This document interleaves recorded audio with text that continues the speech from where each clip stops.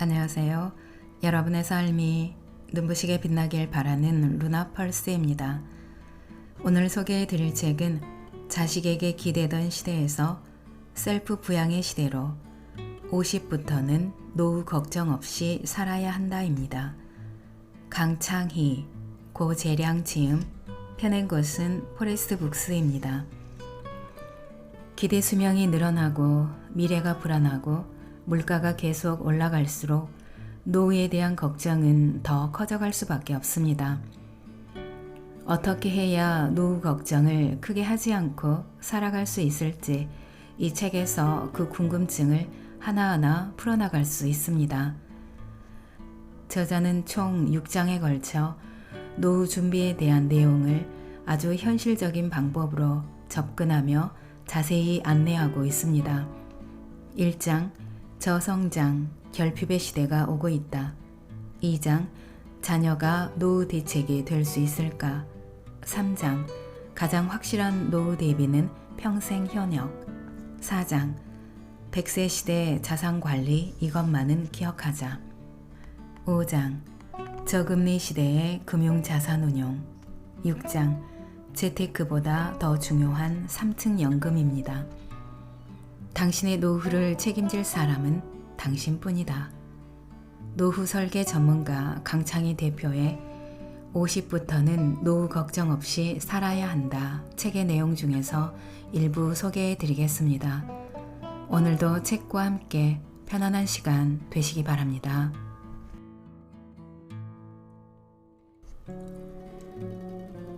생애 설계에 발목을 잡는 3가지 착각. 100살까지 산다는데 노후 자금은 얼마나 있어야 합니까? 10억 있어야 합니까? 7억 있어야 합니까? 노후 설계를 주제로 강의를 하러 갈 때마다 가장 많이 나오는 질문입니다. 사실 10억 원, 7억 원을 모으는 것도 쉬운 일은 아니죠. 그런데 그만큼을 모았다고 하더라도 생애 설계, 노후 설계에 발목을 잡는 3가지 착각에 빠지면 아무런 의미가 없습니다. 반대로 몇 억이 없다고 하더라도 착각에 빠지지 않고 미리미리 준비만 잘하면 얼마든지 행복한 노후를 맞을 수 있습니다. 그 3가지 착각이란 무엇일까요? 첫 번째, 많은 분이 인생의 80 이후는 없는 것으로 알고 있다는 것입니다. 노후 계획을 어느 정도 세워놓았다는 분들을 보더라도 80세 이후를 생각하는 사람은 거의 보지 못했습니다. 그런데 혹시 재수 없으면 120살까지 산다라는 말을 들어본 적 없으십니까? 우스갯소리이긴 하지만 120살까지 무엇을 하고 무엇을 먹고 살 것인지 생각해보면 끔찍합니다. 두 번째, 죽음이라고 하는 것이 어느 날 갑자기 조용히 오는 것으로 알고 있다는 겁니다. 하지만 그렇지 않죠. 저희 어머니는 3년 전에 향년 92세로 돌아가셨습니다. 돌아가시기 전에 3년 정도 앓으셨고요. 많은 사람이 100살 가까이 살면서 짧게는 2, 3년, 길게는 10년 정도를 앓으면서 돈 문제나 외로움 등으로 고생하다가 세상을 떠납니다. 저는 제 어머니를 보면서 자기 발로 화장실만 다니다가 세상 떠나도 얼마나 좋을까 하는 생각을 한 적이 있습니다. 이것은 인간의 존엄과 관련된 문제입니다. 그 다음 3번째 착각인데 저는 이 3번째가 가장 큰 문제라고 생각합니다. 아직도 자녀가 자신의 노후 대책이라고 생각해서 자녀에게 있는 돈, 없는 돈 다 퍼주고 노년에 쪽방에서 사는 사람이 의외로 많습니다. 이것을 자녀 리스크라고 합니다. 자녀 리스크에 걸리면 돈이 몇억 원 있다고 한들 아무런 의미가 없습니다. 퇴직하고 나면 늦는다. 요즘은 퇴직 후 삶에 대해서 미리미리 생각하는 사람이 많고 일찍부터 준비에 나서는 사람도 많습니다. 제가 공무원 연금공단에서 퇴직 예정인 공무원들을 대상으로 강의를 몇 번 한 적이 있습니다. 앞서도 잠깐 언급했지만 한 번은 강의가 끝나자 어떤 분이 공단 측에 다음과 같은 항의를 했다고 하더군요. 이런 교육을 10년쯤 전에 아내와 같이 듣게 해줬어야지 지금 혼자 와서 듣고 어쩌라는 겁니까? 내일 모레 퇴직인데 언제 준비할 것이며 집안의 권한은 아내가 다 가지고 있는데 아내를 어떻게 설득하라는 거냐고요. 공단으로부터 그 말을 전해 듣고 보니 정말 그렇겠다는 생각이 들었습니다. 퇴직하고 나면 이미 늦었다고 할 수 있습니다.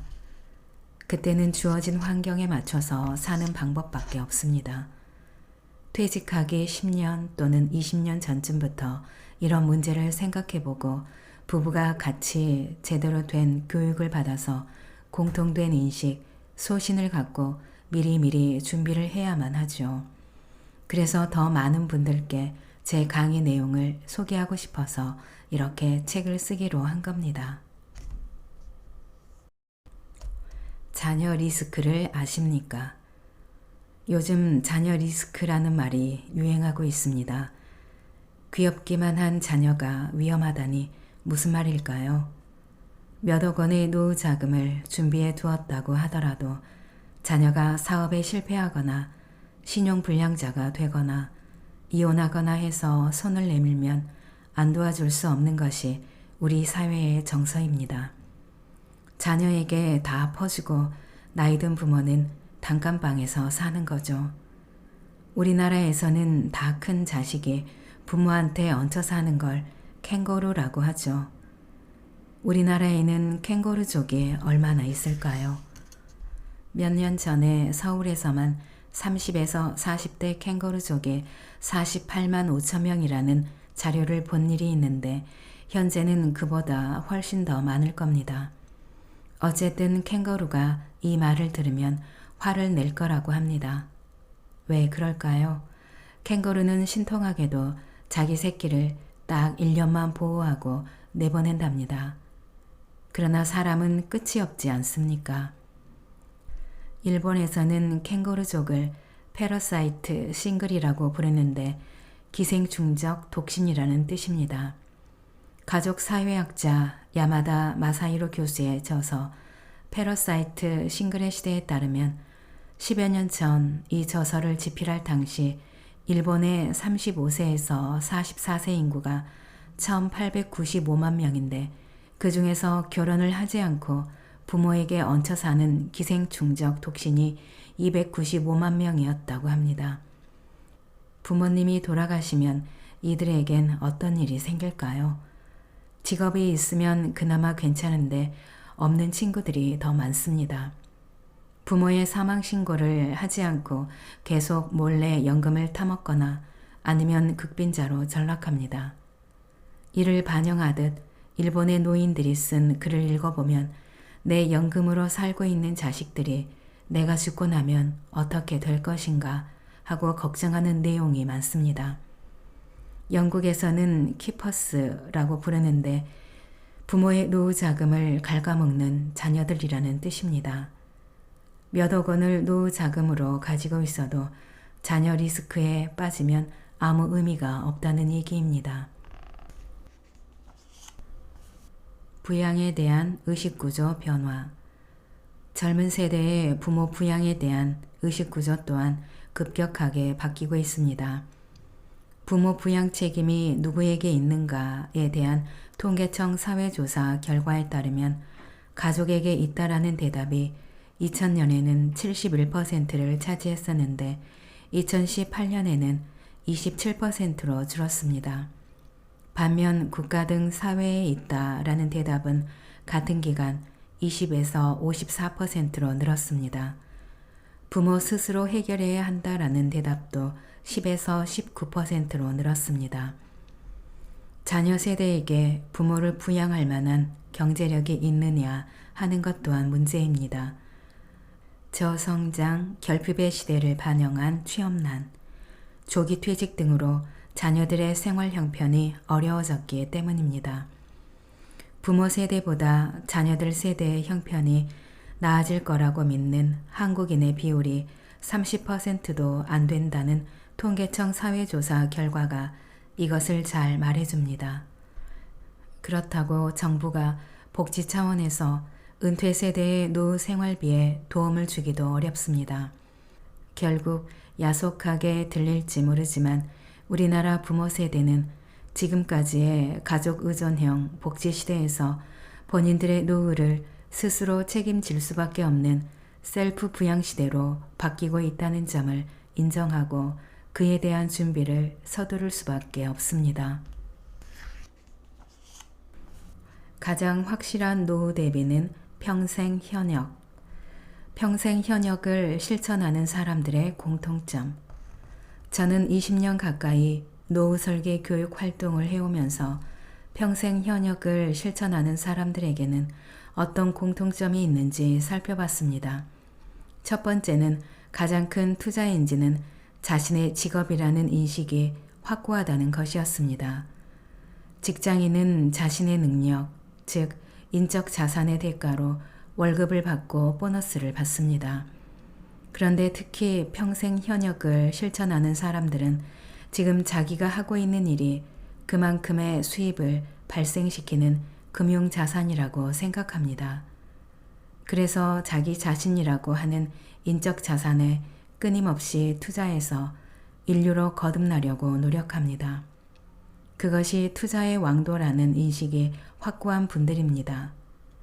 두 번째 특징은 변화하는 환경에서 자신의 주특기를 살릴 수 있는 일을 찾기 위해 끊임없이 노력한다는 겁니다.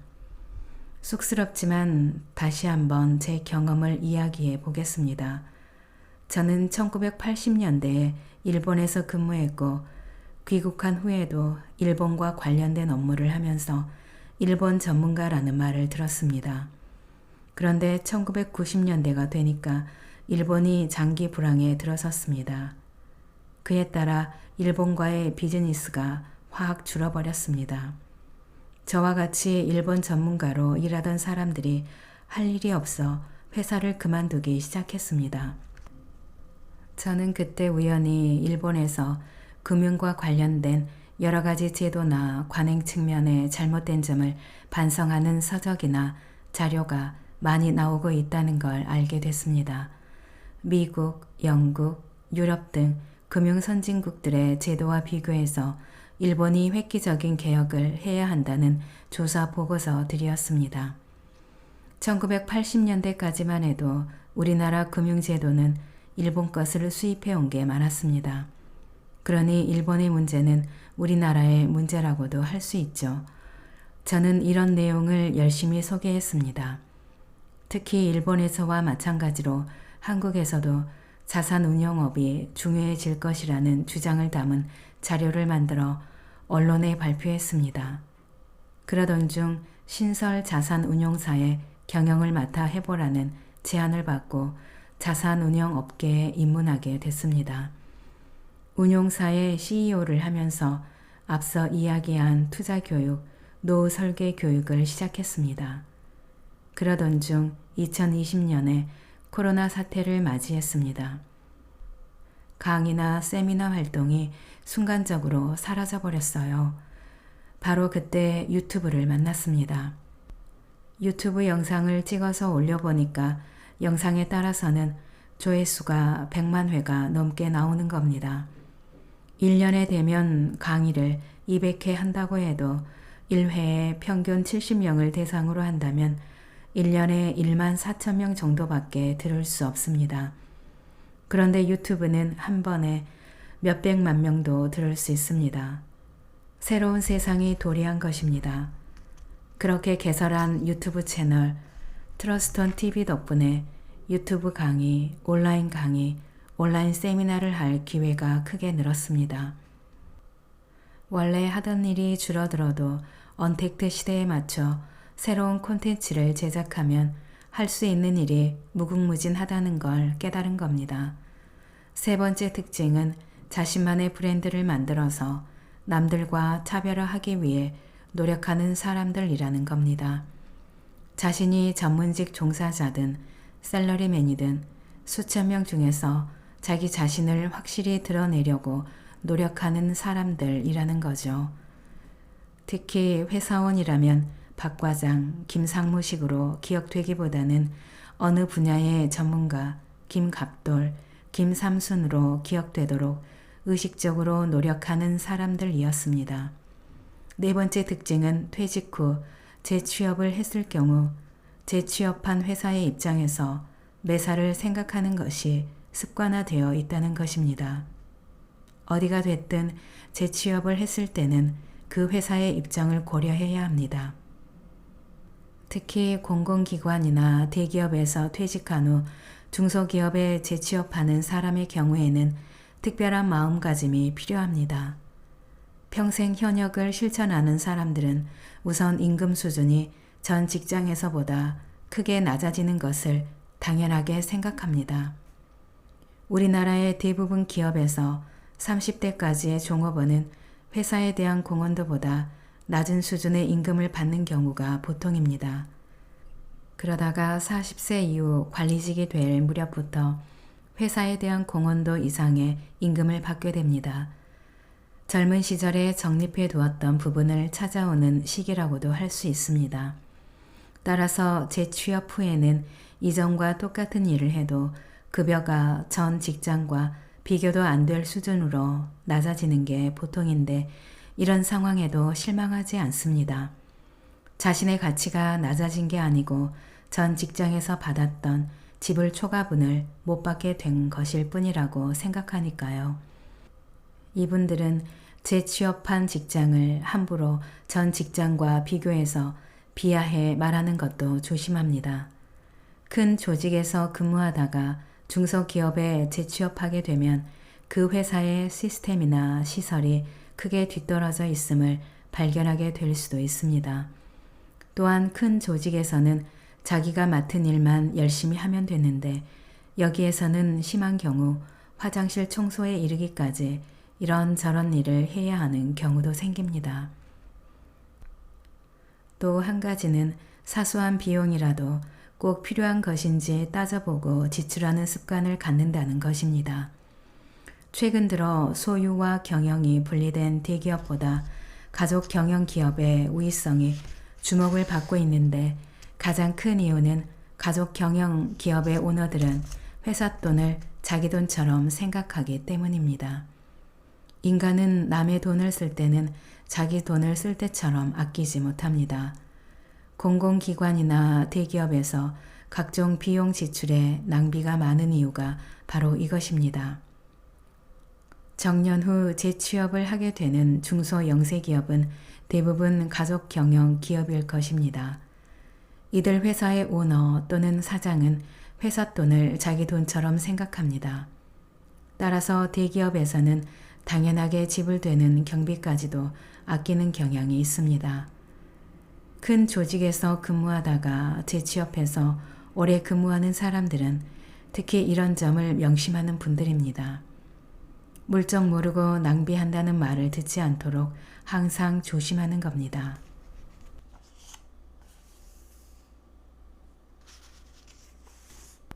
가장 중요한 금융자산은 자기 자신. 요즘 유행하는 말 중 하나가 돈도 일하게 하자입니다. 그런데 많은 사람이 돈한테만 일하게 하려고 하는 건 아닌가 하는 생각이 들 때가 있습니다. 행복한 노후를 보내기 위해서는 직장인이라면 일에서 성공하는 것이 훨씬 더 중요합니다. 그래서 저는 특히 젊은 직장인들에게 가장 큰 투자 엔진은 자신의 직업이다 라는 말을 강조합니다. 직업에서 성공하기 위해서는 가장 중요한 금융자산인 자기 자신, 즉 인적 자산에 투자해야 합니다. 예전에는 대다수 사람이 취업 후 커리어를 쌓아가며 승진하고 연봉을 높여가는 것을 대표적인 성공 과정으로 여겼습니다. 그런데 요즘에는 주식으로 대박을 터뜨려서 회사를 빨리 그만두고 싶다라고 생각하는 사람들이 늘어나고 있다고 합니다. 이 문제에 대해서는 신중하게 생각할 필요가 있습니다. 요즘 조기 퇴직도 많아지고 세상이 어수선해지다 보니 특히 젊은이들이 이런 생각을 하기 쉽습니다. 하지만 그렇게 생각하고 3, 40대에 돈을 좀 모아서 퇴직한 사람들이 60에서 70대가 되어 후회하는 사례를 많이 봤습니다. 그렇다면 조기 퇴직을 하는 사람들의 바람직한 모습은 어떤 것일까요? 외국의 펀드 매니저를 예로 들어보겠습니다. 펀드 매니저는 주말에도 일해야 할 정도로 스트레스가 많은 직업입니다. 대신 돈을 많이 받으니까 한창 젊을 때 미친 듯이 일해서 돈을 많이 모은 후에 조기 퇴직을 하기도 합니다. 퇴직하고 나서는 그냥 노는 게 아니라 새로운 사업을 하거나 사회공헌 활동을 하거나 취미 활동을 합니다. 세계적인 거부 빌 게이츠가 지금 중점적으로 하고 있는 것이 사회공헌 활동이지 않습니까? 일의 의미는 돈에만 있지 않다. 저는 파이어족이라고 하는 사람들이 자기 나름대로 인생 계획을 세운 뒤에 퇴직을 하면 문제가 없다고 생각합니다. 그런데 지금 당장 짜증이 나니까 돈을 열심히 모아서 경제적 자유를 성취한 다음 자유롭게 놀자는 식이면 나중에 후회할 확률이 매우 높습니다. 일의 의미는 돈에만 있지 않기 때문입니다. 외로움, 건강, 정신적으로 충만한 삶이 모두 일과 관련되어 있습니다. 제 주변에도 주식 투자로 돈을 벌어서 일찍 퇴직한 분들이 있는데요. 그분들을 보며 느낀 점이 있습니다. 첫 번째는 과연 그때 벌어두었던 돈이 10년, 20년 후에도 유지가 되느냐입니다. 직장에 다니면 약간의 부침은 있어도 월급이 꾸준히 나옵니다. 그런데 투자라는 것은 항상 성공한다는 법이 없기 때문에 오히려 돈을 잃을 수도 있습니다. 두 번째는 돈은 있는데 소일거리가 없으면 중년쯤 되어서 마음의 공허함을 느끼는 경우가 많다는 것입니다. 지금은 젊고 세상이 어렵기 때문에 빨리 돈을 벌어서 빨리 은퇴하고 싶다는 생각을 가질 수 있습니다. 그러나 그렇게 하고 싶다면 후반 인생에 무엇을 하며 살 것인가를 확실히 정해둘 필요가 있습니다. 그런데 이런 생각을 하고 실천에 옮기는 사람은 의외로 많지 않은 것 같습니다. 제 입사 동기 중에도 퇴직 후 생활비 걱정은 없는데 갈 데가 없는 게 가장 큰 고민이라고 말하는 친구들이 있습니다. 결국 조기 퇴직을 하려는 사람들에게 바람직한 모습은 후반 인생에 자기 실현 활동을 할 것인지, 취미 활동을 할 것인지, 아니면 사회공헌 활동을 할 것인지 등을 미리 정해두는 것이 아닐까 생각합니다. 연금은 영어로 펜션인데 이 단어에서 우리가 잘 아는 숙박시설, 펜션이라는 단어가 나왔다고 합니다. 일찍이 1520년대에 근무 연한에 대한 보수로 주는 정기적인 지불금이라는 뜻으로 최초로 기록됐다고 하죠. 그리고 1640년대에 프랑스에서 연금 생활자들이 자기 집 빈 방을 싼 값에 임대해주고 일도 하고 약간의 수익도 얻으면서 싸게 머물 수 있는 숙박시설을 펜션이라는 이름으로 불렀다는 겁니다. 연금이라는 단어에 애초부터 일이 깊게 연관되어 있다고 할 수 있습니다. 그러니까 조기 퇴직은 자기가 하고 싶은 일을 하는 후반 인생을 선택하는 것이지 무작정 놀기 위한 것은 아니다 라는 말씀을 드리고 싶습니다.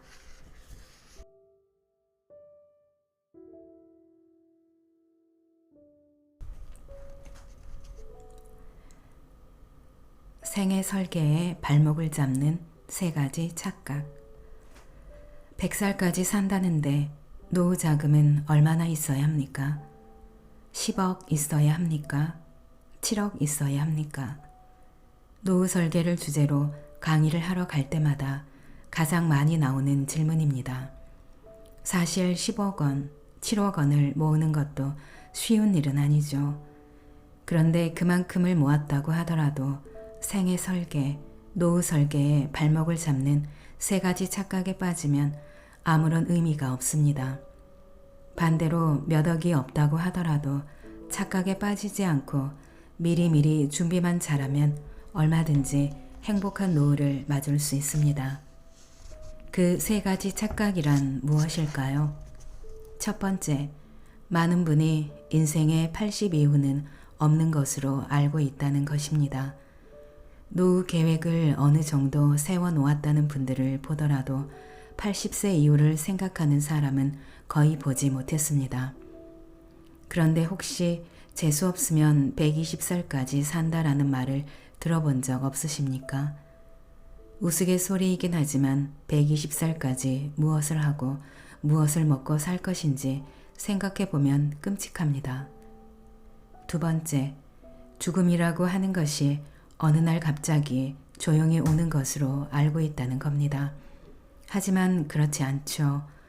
저희 어머니는 3년 전에 향년 92세로 돌아가셨습니다. 돌아가시기 전에 3년 정도 앓으셨고요. 많은 사람이 100살 가까이 살면서 짧게는 2, 3년, 길게는 10년 정도를 앓으면서 돈 문제나 외로움 등으로 고생하다가 세상을 떠납니다. 저는 제 어머니를 보면서 자기 발로 화장실만 다니다가 세상 떠나도 얼마나 좋을까 하는 생각을 한 적이 있습니다. 이것은 인간의 존엄과 관련된 문제입니다. 그 다음 세 번째 착각인데 저는 이 세 번째가 가장 큰 문제라고 생각합니다. 아직도 자녀가 자신의 노후 대책이라고 생각해서 자녀에게 있는 돈, 없는 돈 다 퍼주고 노년에 쪽방에서 사는 사람이 의외로 많습니다. 이것을 자녀 리스크라고 합니다. 자녀 리스크에 걸리면 돈이 몇억 원 있다고 한들 아무런 의미가 없습니다. 퇴직하고 나면 늦는다. 요즘은 퇴직 후 삶에 대해서 미리미리 생각하는 사람이 많고 일찍부터 준비에 나서는 사람도 많습니다. 제가 공무원 연금공단에서 퇴직 예정인 공무원들을 대상으로 강의를 몇 번 한 적이 있습니다. 앞서도 잠깐 언급했지만 한 번은 강의가 끝나자 어떤 분이 공단 측에 다음과 같은 항의를 했다고 하더군요. 이런 교육을 10년쯤 전에 아내와 같이 듣게 해줬어야지 지금 혼자 와서 듣고 어쩌라는 겁니까? 내일 모레 퇴직인데 언제 준비할 것이며 집안의 권한은 아내가 다 가지고 있는데 아내를 어떻게 설득하라는 거냐고요. 공단으로부터 그 말을 전해 듣고 보니 정말 그렇겠다는 생각이 들었습니다. 퇴직하고 나면 이미 늦었다고 할 수 있습니다. 그때는 주어진 환경에 맞춰서 사는 방법밖에 없습니다. 퇴직하기 10년 또는 20년 전쯤부터 이런 문제를 생각해보고 부부가 같이 제대로 된 교육을 받아서 공통된 인식, 소신을 갖고 미리미리 준비를 해야만 하죠. 그래서 더 많은 분들께 제 강의 내용을 소개하고 싶어서 이렇게 책을 쓰기로 한 겁니다. 자녀 리스크를 아십니까? 요즘 자녀 리스크라는 말이 유행하고 있습니다. 귀엽기만 한 자녀가 위험하다니 무슨 말일까요? 몇억 원의 노후 자금을 준비해 두었다고 하더라도 자녀가 사업에 실패하거나 신용불량자가 되거나 이혼하거나 해서 손을 내밀면 안 도와줄 수 없는 것이 우리 사회의 정서입니다. 자녀에게 다 퍼주고 나이 든 부모는 단칸방에서 사는 거죠. 우리나라에서는 다 큰 자식이 부모한테 얹혀 사는 걸 캥거루라고 하죠. 우리나라에는 캥거루족이 얼마나 있을까요? 몇 년 전에 서울에서만 30에서 40대 캥거루족이 48만 5천 명이라는 자료를 본 일이 있는데 현재는 그보다 훨씬 더 많을 겁니다. 어쨌든 캥거루가 이 말을 들으면 화를 낼 거라고 합니다. 왜 그럴까요? 캥거루는 신통하게도 자기 새끼를 딱 1년만 보호하고 내보낸답니다. 그러나 사람은 끝이 없지 않습니까? 일본에서는 캥거루족을 패러사이트 싱글이라고 부르는데 기생충적 독신이라는 뜻입니다. 가족 사회학자 야마다 마사히로 교수의 저서 패러사이트 싱글의 시대에 따르면 10여 년 전 이 저서를 집필할 당시 일본의 35세에서 44세 인구가 1895만 명인데 그 중에서 결혼을 하지 않고 부모에게 얹혀 사는 기생충적 독신이 295만 명이었다고 합니다. 부모님이 돌아가시면 이들에겐 어떤 일이 생길까요? 직업이 있으면 그나마 괜찮은데 없는 친구들이 더 많습니다. 부모의 사망 신고를 하지 않고 계속 몰래 연금을 타먹거나 아니면 극빈자로 전락합니다. 이를 반영하듯 일본의 노인들이 쓴 글을 읽어보면 내 연금으로 살고 있는 자식들이 내가 죽고 나면 어떻게 될 것인가 하고 걱정하는 내용이 많습니다. 영국에서는 키퍼스라고 부르는데 부모의 노후 자금을 갉아먹는 자녀들이라는 뜻입니다.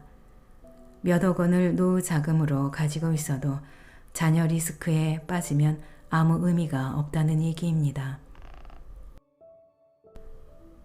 부양에 대한 의식구조 변화. 젊은 세대의 부모 부양에 대한 의식구조 또한 급격하게 바뀌고 있습니다. 부모 부양 책임이 누구에게 있는가에 대한 통계청 사회조사 결과에 따르면 가족에게 있다라는 대답이 2000년에는 71%를 차지했었는데 2018년에는 27%로 줄었습니다.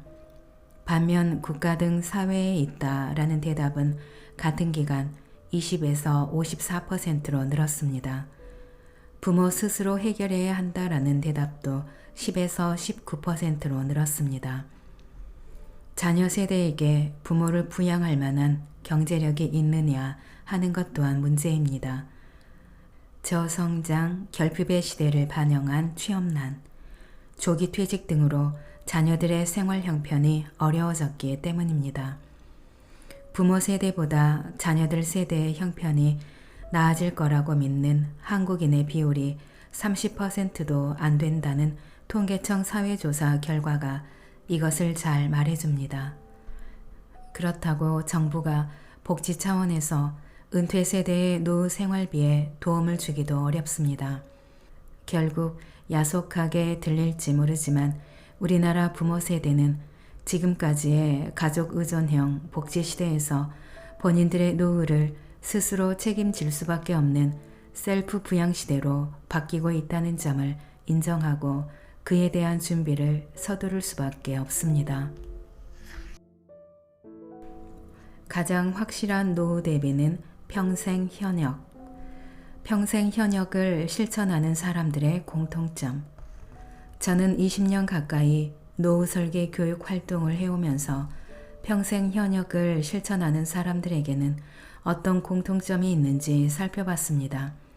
첫 번째는 가장 큰 투자 엔진은 자신의 직업이라는 인식이 확고하다는 것이었습니다. 직장인은 자신의 능력, 즉 인적 자산의 대가로 월급을 받고 보너스를 받습니다. 그런데 특히 평생 현역을 실천하는 사람들은 지금 자기가 하고 있는 일이 그만큼의 수입을 발생시키는 금융자산이라고 생각합니다. 그래서 자기 자신이라고 하는 인적 자산에 끊임없이 투자해서 인류로 거듭나려고 노력합니다. 그것이 투자의 왕도라는 인식이 확고한 분들입니다. 두 번째 특징은 변화하는 환경에서 자신의 주특기를 살릴 수 있는 일을 찾기 위해 끊임없이 노력한다는 겁니다. 쑥스럽지만 다시 한번 제 경험을 이야기해 보겠습니다. 저는 1980년대에 일본에서 근무했고 귀국한 후에도 일본과 관련된 업무를 하면서 일본 전문가라는 말을 들었습니다. 그런데 1990년대가 되니까 일본이 장기 불황에 들어섰습니다. 그에 따라 일본과의 비즈니스가 확 줄어버렸습니다. 저와 같이 일본 전문가로 일하던 사람들이 할 일이 없어 회사를 그만두기 시작했습니다. 저는 그때 우연히 일본에서 금융과 관련된 여러 가지 제도나 관행 측면의 잘못된 점을 반성하는 서적이나 자료가 많이 나오고 있다는 걸 알게 됐습니다. 미국, 영국, 유럽 등 금융 선진국들의 제도와 비교해서 일본이 획기적인 개혁을 해야 한다는 조사 보고서들이었습니다. 1980년대까지만 해도 우리나라 금융제도는 일본 것을 수입해 온 게 많았습니다. 그러니 일본의 문제는 우리나라의 문제라고도 할 수 있죠. 저는 이런 내용을 열심히 소개했습니다. 특히 일본에서와 마찬가지로 한국에서도 자산운용업이 중요해질 것이라는 주장을 담은 자료를 만들어 언론에 발표했습니다. 그러던 중 신설 자산운용사의 경영을 맡아 해보라는 제안을 받고 자산운용업계에 입문하게 됐습니다. 운용사의 CEO를 하면서 앞서 이야기한 투자교육, 노후설계 교육을 시작했습니다. 그러던 중 2020년에 코로나 사태를 맞이했습니다. 강의나 세미나 활동이 순간적으로 사라져버렸어요. 바로 그때 유튜브를 만났습니다. 유튜브 영상을 찍어서 올려보니까 영상에 따라서는 조회수가 100만 회가 넘게 나오는 겁니다. 1년에 되면 강의를 200회 한다고 해도 1회에 평균 70명을 대상으로 한다면 1년에 1만 4천 명 정도밖에 들을 수 없습니다. 그런데 유튜브는 한 번에 몇백만 명도 들을 수 있습니다. 새로운 세상이 도래한 것입니다. 그렇게 개설한 유튜브 채널 트러스톤 TV 덕분에 유튜브 강의, 온라인 세미나를 할 기회가 크게 늘었습니다. 원래 하던 일이 줄어들어도 언택트 시대에 맞춰 새로운 콘텐츠를 제작하면 할 수 있는 일이 무궁무진하다는 걸 깨달은 겁니다. 세 번째 특징은 자신만의 브랜드를 만들어서 남들과 차별화하기 위해 노력하는 사람들이라는 겁니다. 자신이 전문직 종사자든 셀러리맨이든 수천 명 중에서 자기 자신을 확실히 드러내려고 노력하는 사람들이라는 거죠. 특히 회사원이라면 박 과장, 김 상무식으로 기억되기보다는 어느 분야의 전문가, 김 갑돌, 김 삼순으로 기억되도록 의식적으로 노력하는 사람들이었습니다. 네 번째 특징은 퇴직 후 재취업을 했을 경우 재취업한 회사의 입장에서 매사를 생각하는 것이 습관화되어 있다는 것입니다. 어디가 됐든 재취업을 했을 때는 그 회사의 입장을 고려해야 합니다.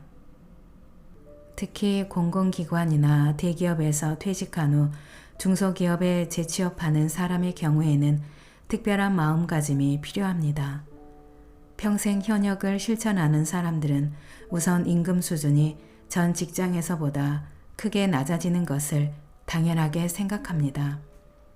우리나라의 대부분 기업에서 30대까지의 종업원은 회사에 대한 공헌도보다 낮은 수준의 임금을 받는 경우가 보통입니다. 그러다가 40세 이후 관리직이 될 무렵부터 회사에 대한 공헌도 이상의 임금을 받게 됩니다. 젊은 시절에 적립해 두었던 부분을 찾아오는 시기라고도 할 수 있습니다. 따라서 재취업 후에는 이전과 똑같은 일을 해도 급여가 전 직장과 비교도 안 될 수준으로 낮아지는 게 보통인데 이런 상황에도 실망하지 않습니다. 자신의 가치가 낮아진 게 아니고 전 직장에서 받았던 지불 초과분을 못 받게 된 것일 뿐이라고 생각하니까요. 이분들은 재취업한 직장을 함부로 전 직장과 비교해서 비하해 말하는 것도 조심합니다. 큰 조직에서 근무하다가 중소기업에 재취업하게 되면 그 회사의 시스템이나 시설이 크게 뒤떨어져 있음을 발견하게 될 수도 있습니다. 또한 큰 조직에서는 자기가 맡은 일만 열심히 하면 되는데 여기에서는 심한 경우 화장실 청소에 이르기까지 이런저런 일을 해야 하는 경우도 생깁니다. 또 한 가지는 사소한 비용이라도 꼭 필요한 것인지 따져보고 지출하는 습관을 갖는다는 것입니다. 최근 들어 소유와 경영이 분리된 대기업보다 가족 경영 기업의 우위성이 주목을 받고 있는데 가장 큰 이유는 가족 경영 기업의 오너들은 회사 돈을 자기 돈처럼 생각하기 때문입니다. 인간은 남의 돈을 쓸 때는 자기 돈을 쓸 때처럼 아끼지 못합니다. 공공기관이나 대기업에서 각종 비용 지출에 낭비가 많은 이유가 바로 이것입니다. 정년 후 재취업을 하게 되는 중소영세기업은 대부분 가족 경영 기업일 것입니다. 이들 회사의 오너 또는 사장은 회사 돈을 자기 돈처럼 생각합니다. 따라서 대기업에서는 당연하게 지불되는 경비까지도 아끼는 경향이 있습니다. 큰 조직에서 근무하다가 재취업해서 오래 근무하는 사람들은 특히 이런 점을 명심하는 분들입니다. 물정 모르고 낭비한다는 말을 듣지 않도록 항상 조심하는 겁니다. 가장 중요한 금융자산은 자기 자신. 요즘 유행하는 말 중 하나가 돈도 일하게 하자입니다. 그런데 많은 사람이 돈한테만 일하게 하려고 하는 건 아닌가 하는 생각이 들 때가 있습니다. 행복한 노후를 보내기 위해서는 직장인이라면 일에서 성공하는 것이 훨씬 더 중요합니다. 그래서 저는 특히 젊은 직장인들에게 가장 큰 투자 엔진은 자신의 직업이다 라는 말을 강조합니다. 직업에서 성공하기 위해서는 가장 중요한 금융자산인 자기 자신, 즉 인적 자산에 투자해야 합니다. 예전에는 대다수 사람이 취업 후 커리어를 쌓아가며 승진하고 연봉을 높여가는 것을 대표적인 성공 과정으로 여겼습니다. 그런데 요즘에는 주식으로 대박을 터뜨려서 회사를 빨리 그만두고 싶다라고 생각하는 사람들이 늘어나고 있다고 합니다. 이 문제에 대해서는 신중하게 생각할 필요가 있습니다. 요즘 조기 퇴직도 많아지고 세상이 어수선해지다 보니 특히 젊은이들이 이런 생각을 하기 쉽습니다. 하지만 그렇게 생각하고 30, 40대에 돈을 좀 모아서 퇴직한 사람들이 60에서 70대가 되어 후회하는 사례를 많이 봤습니다. 그렇다면 조기 퇴직을 하는 사람들의 바람직한 모습은 어떤 것일까요? 외국의 펀드 매니저를 예로 들어보겠습니다. 펀드 매니저는 주말에도 일해야 할 정도로 스트레스가 많은 직업입니다. 대신 돈을 많이 받으니까 한창 젊을 때 미친 듯이 일해서 돈을 많이 모은 후에 조기 퇴직을 하기도 합니다. 퇴직하고 나서는 그냥 노는 게 아니라 새로운 사업을 하거나 사회 공헌 활동을 하거나 취미 활동을 합니다. 세계적인 거부 빌 게이츠가 지금 중점적으로 하고 있는 것이 사회 공헌 활동이지 않습니까? 일의 의미는 돈에만 있지 않다. 저는 파이어족이라고 하는 사람들이 자기 나름대로 인생 계획을 세운 뒤에 퇴직을 하면 문제가 없다고 생각합니다. 그런데 지금 당장 짜증이 나니까 돈을 열심히 모아서 경제적 자유를 성취한 다음 자유롭게 놀자는 식이면 나중에 후회할 확률이 매우 높습니다. 일의 의미는 돈에만 있지 않기 때문입니다. 외로움, 건강, 정신적으로 충만한 삶이 모두 일과 관련되어 있습니다. 제 주변에도 주식 투자로 돈을 벌어서 일찍 퇴직한 분들이 있는데요. 그분들을 보며 느낀 점이 있습니다. 첫 번째는 과연 그때 벌어두었던 돈이 10년, 20년 후에도 유지가 되느냐입니다. 직장에 다니면 약간의 부침은 있어도 월급이 꾸준히 나옵니다. 그런데 투자라는 것은 항상 성공한다는 법이 없기 때문에 오히려 돈을 잃을 수도 있습니다. 두 번째는 돈은 있는데 소일거리가 없으면 중년쯤 되어서 마음의 공허함을 느끼는 경우가 많다는 것입니다. 지금은 젊고 세상이 어렵기 때문에 빨리 돈을 벌어서 빨리 은퇴하고 싶다는 생각을 가질 수 있습니다. 그러나 그렇게 하고 싶다면 후반 인생에 무엇을 하며 살 것인가를 확실히 정해둘 필요가 있습니다. 그런데 이런 생각을 하고 실천에 옮기는 사람은 의외로 많지 않은 것 같습니다. 제 입사 동기 중에도 퇴직 후 생활비 걱정은 없는데 갈 데가 없는 게 가장 큰 고민이라고 말하는 친구들이 있습니다. 결국 조기 퇴직을 하려는 사람들에게 바람직한 모습은 후반 인생에 자기 실현 활동을 할 것인지, 취미 활동을 할 것인지, 아니면 사회 공헌 활동을 할 것인지 등을 미리 정해두는 것이 아닐까 생각합니다. 연금은 영어로 펜션인데 이 단어에서 우리가 잘 아는 숙박시설, 펜션이라는 단어가 나왔다고 합니다. 일찍이 1520년대에 근무 연한에 대한 보수로 주는 정기적인 지불금이라는 뜻으로 최초로 기록됐다고 하죠. 그리고 1640년대에 프랑스에서 연금 생활자들이 자기 집 빈 방을 싼 값에 임대해주고 일도 하고 약간의 수익도 얻으면서 싸게 머물 수 있는 숙박시설을 펜션이라는 이름으로 불렀다는 겁니다. 연금이라는 단어에 애초부터 일이 깊게 연관되어 있다고 할 수 있습니다.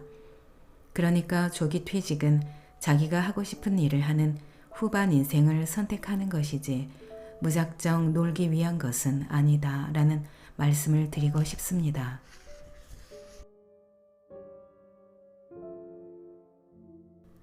낭독은 여기까지입니다. 여러분의 구독과 좋아요, 댓글은 저에게 큰 힘이 되는 거 아시죠? 오늘도 끝까지 들어주셔서 감사합니다.